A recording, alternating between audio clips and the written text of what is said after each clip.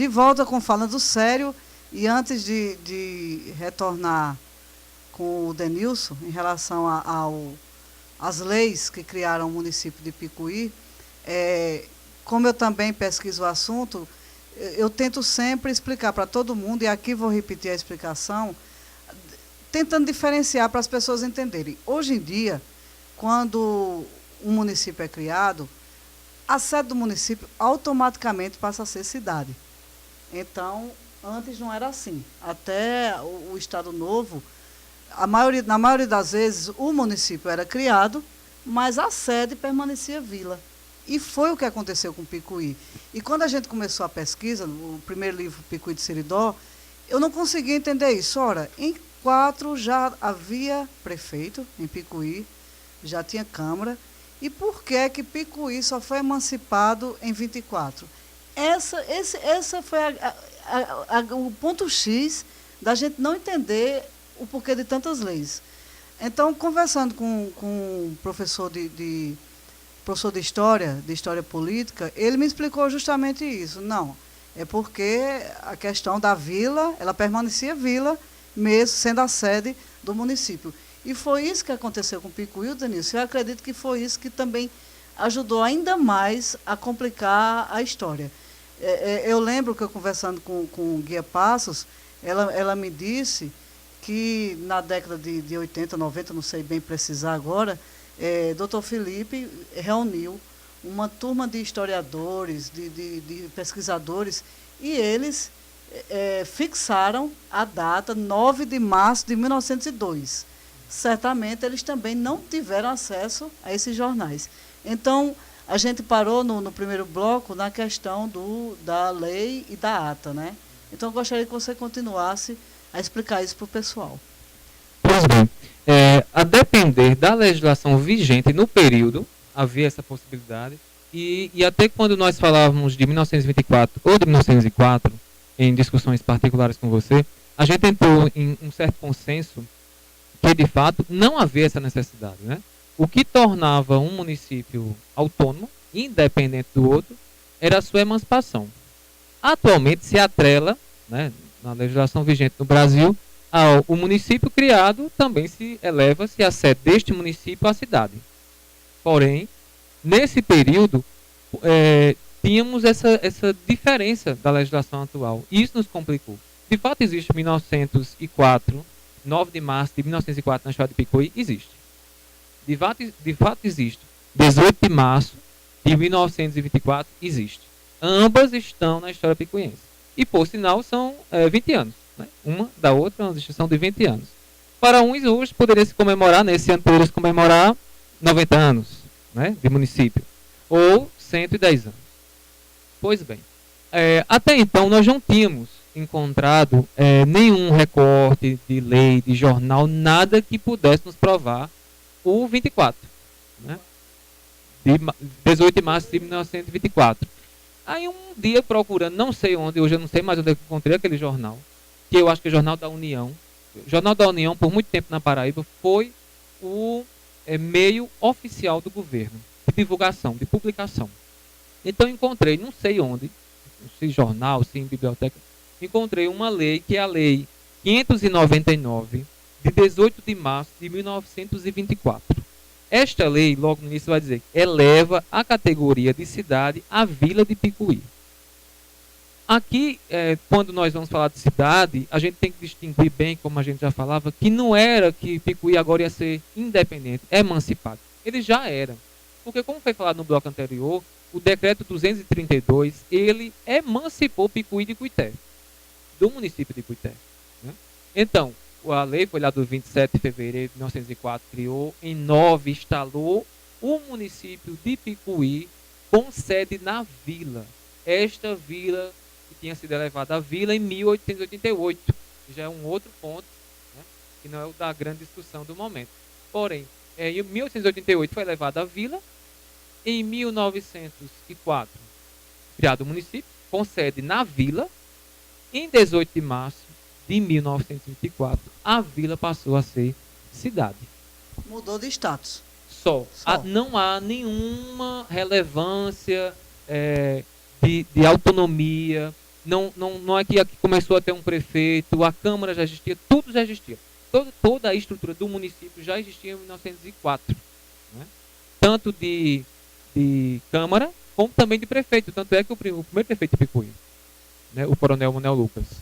Mas eu lembrei agora, e para complicar mais ainda a situação, nós temos outra data. Para complicar o meio de campo. Nós temos a data 24 de novembro, que é a principal avenida de Picuí. Para as pessoas entenderem, em 24 de novembro, devido a rixas políticas, né, dos políticos da região, um dos políticos aqui da região conseguiu, com o Coronel Lordão, que é o professor Lordão, que é a história espetacular, a história do Coronel Lordão, conseguiu na Assembleia trazer a comarca, que é a parte judiciária, né? O pessoal confunde muito, trazer a comarca de Cuité para Picuí. E com isso, Cuité perdeu o status de município, porque Cuité era município, Picuí não era. Poderia ter continuado município, poderia, claro, mas aí, devido a essas rixas políticas, em 24 de novembro, Picuí recebeu a comarca e Cuité, além de perder a comarca, perdeu o status de município e ficou vinculado, ficou pertencendo, dependendo de Picuí. E isso, o Denilson, após essa sua pesquisa, essa sua comprovação, e os livros que tem aí de historiadores aqui da região, como Luiz Santiago, como Abílio César de Oliveira, entre outros, eu acredito que agora a gente fecha esse ciclo, né? Dá para deixar tudo muito bem explicado. O ano de 1904 foi, assim, histórico, né? Ficou marcado na história. 1907, não. 1905, não, que nós nem falamos. Mas em 1904 foi forte. Em fevereiro se cria, em 9 de março se instala, por essa questão política, né? O professor Lordão, que tem grande influência, foi deputado várias vezes. O professor Lordão, que nós já estudamos lá na escola, professor Lordão aqui em Picuí, muito tradicional. Que na verdade era o Coronel Lordão. Né? Coronel Lordão. Exato. Vocês sabem, né, que a Praça João Pessoa, até 1930, o nome daquela rua era Rua do Coronel Lordão. E uma grande homenagem, já que ele tinha feito, né, que essa Picuí fosse elevada e até mesmo a supressão do município de Picuité.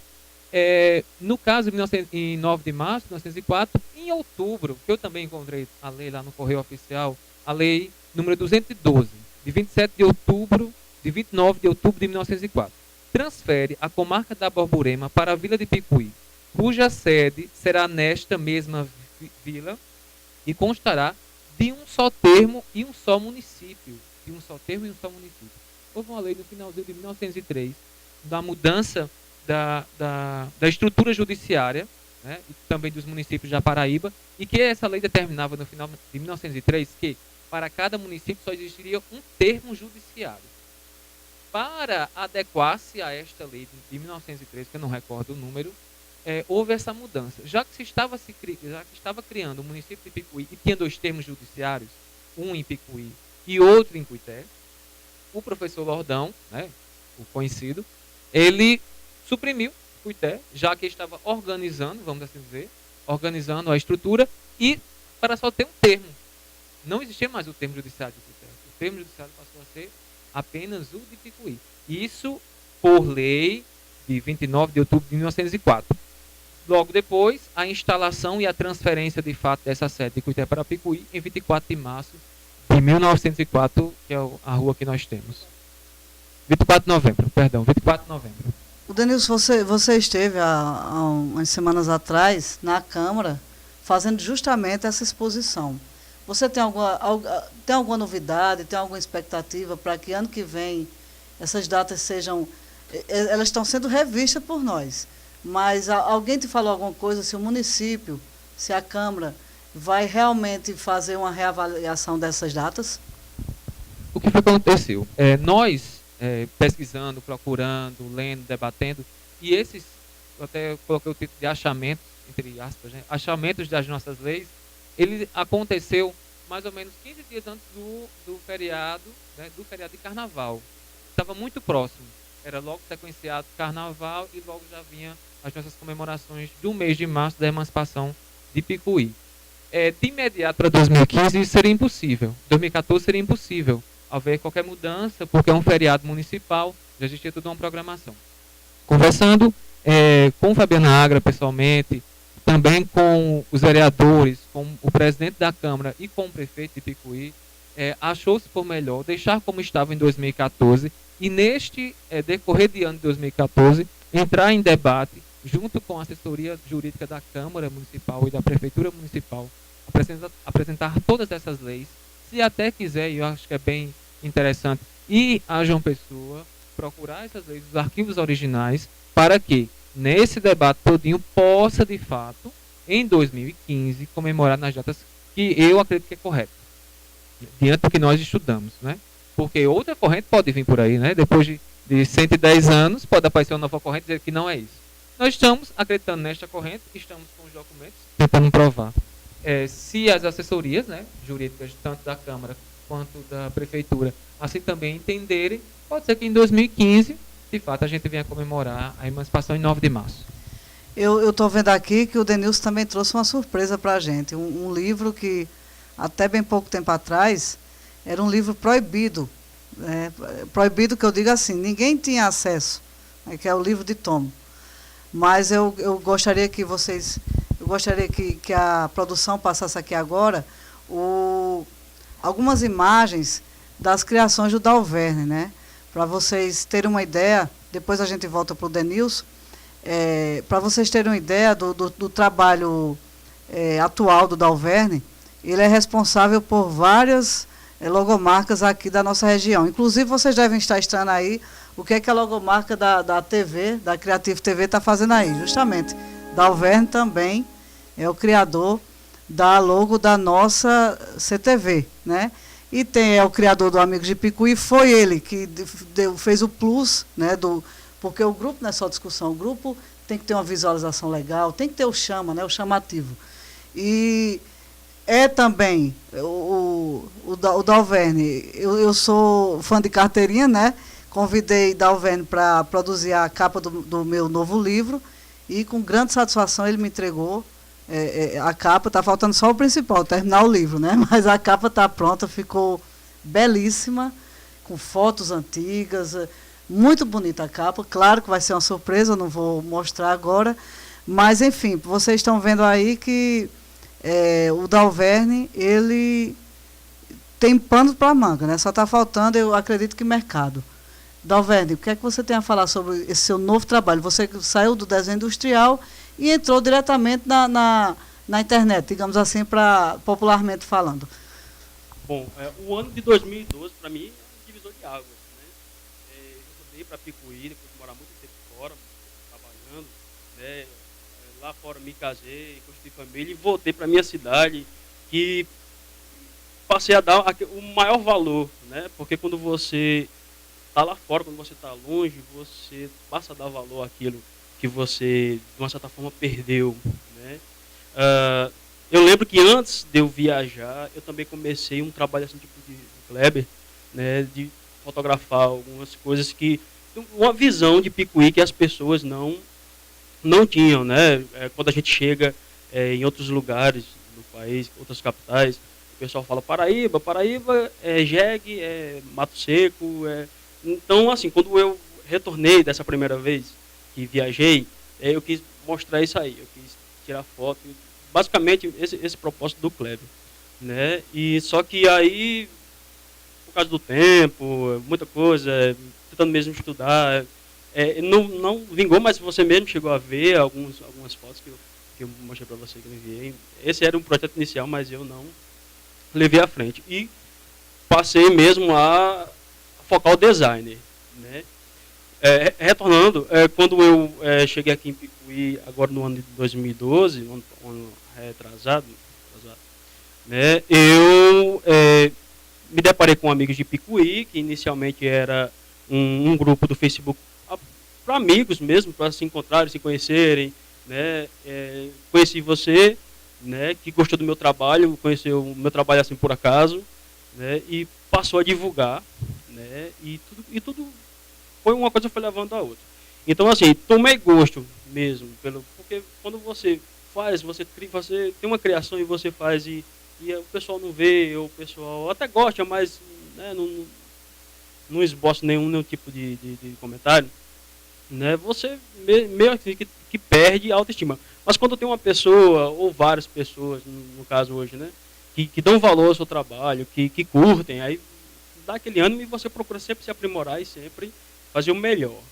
Né? Então, assim, me identifiquei muito com esse trabalho na internet, né, essa ascensão do Facebook, né, acho que não só para mim, mas deu oportunidade para muitos profissionais. Né? Aqui em Picuí, eu percebi que o design tem ganhado força. Né? Tem aparecido muitos meninos interessados, né? Exemplo, o Yuri Dantas, né? Bom, muitos meninos que estão se engajando também nesse cenário aí. E eu acho que principalmente o comércio de Picuí, eles têm aprendido a dar valor, né? Mais a propaganda, a questão mesmo do visual, seja de uma loja, seja do seu comércio, seja, né? Então, esse mercado tem se expandido sim, também aqui. O que não tinha em 2006, 2007, 2005, não tinha, né? Então, o que me fez, em 2004, me fez sair de Picuí. Né? Então, ao retornar para cá, né, encontrei todo esse cenário favorável e tenho aproveitado ao máximo. Kleber, agora contigo, me diz uma coisa, esse teu trabalho a gente está vendo que ele está ganhando fôlego, né? E está ganhando força, inclusive eu estou sabendo que tem fila para sessões de fotografia, né? Você está pensando em... Não é que você não leva a sério, vamos falar sério agora. Eu acho que adivinho qual é a pergunta. Você está pensando realmente em fazer um projeto mais... Por que não um projeto mais consistente? Você já pensou nisso? Ou vai continuar dessa forma amante da fotografia, mas sem projetar o seu trabalho mais à frente? Essa pergunta eu tenho respondido várias vezes. Muita gente me pergunta, olha, você é profissional, seu trabalho é muito bom, você não cobra e tudo mais. E a todos eu costumo responder, isso é meu hobby. Quando eu começar a ganhar dinheiro com isso, vai ser uma profissão. Não vou tocar um empreendimento sem me dedicar profissionalmente. Aí vem responsabilidade, vem investimento, vem coisas que no momento eu não estou pensando. Eu estou usando todo mundo como cobaia, quem eu fotografo é objeto de estudo. Está dando para me virar com o que eu preciso para evoluir na fotografia. E eu não acredito que seja um impedimento, nem que seja uma meta, profissionalizar.